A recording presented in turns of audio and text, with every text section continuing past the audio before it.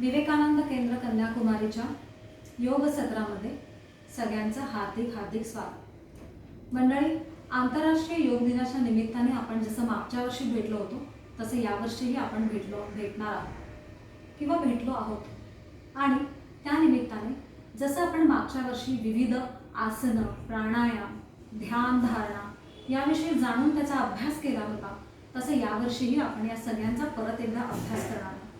आपण आजच्या सत्रामध्ये आसनाविषयी बोलणार आहोत किंवा आसनं कशी परफॉर्म करायची, त्यांचा उपयोग काय आहे शरीराला, या सगळ्या गोष्टी आपण नीटपणे जाणून घेणार आहोत आणि त्यानंतर त्याचा व्यवस्थित अभ्यासही करणार आहोत। तर त्याआधी आपण थोडंसं आसनांविषयी जाणून घेऊया। म्हणजे आसन म्हणजे नक्की काय? आसन म्हणजे एखादी चटई किंवा एखादं कापड आपण जमिनीवर हंतरून त्यावर बसून जे करतो, जे शरीराचे विविध आकृती बंद करतो त्याला आसन म्हणतात। किंवा ज्या चटईवर किंवा ज्या कपड्यावर आपण हंतरलेल्या कपड्यावर आपण बसतो, सतरंजीवर बसतो, त्या सतरंजीलाही आसन म्हणतात। तर महत्त्वाची गोष्ट यामध्ये अशी आहे की आसन म्हणजे नक्की काय आणि ह्याची निर्मिती कुठून झाली, कोणी केली।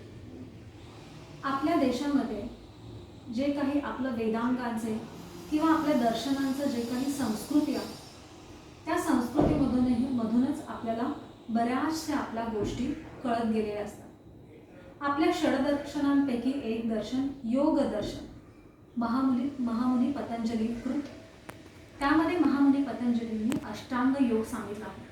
त्या अष्टांग योगामधलं तिसरं अंग म्हणजे आसन। मंडळी, महामुनी पतंजलीने जेव्हा आसन अंग आहे असं सांगितलं, तेव्हा फक्त त्यांनी सांगितलं की आसनं तुम्ही कशा प्रकारे करा।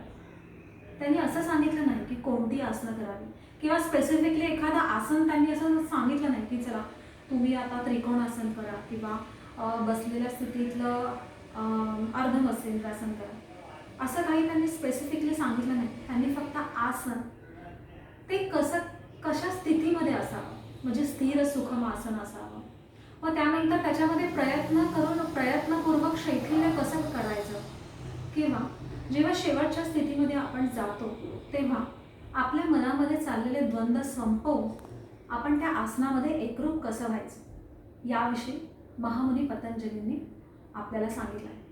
पण तुम्हाला जर जाणून घ्यायचं असेल तर हठयोग प्रतिपिका या ग्रंथामध्ये आसनांविषयी आपल्याला भरपूर माहिती उपलब्ध आहे। त्या हठयोग प्रतिपिकेचा आपण आसनांच्या दृष्टीने खूप चांगल्या प्रकारे विचार करू शकतो।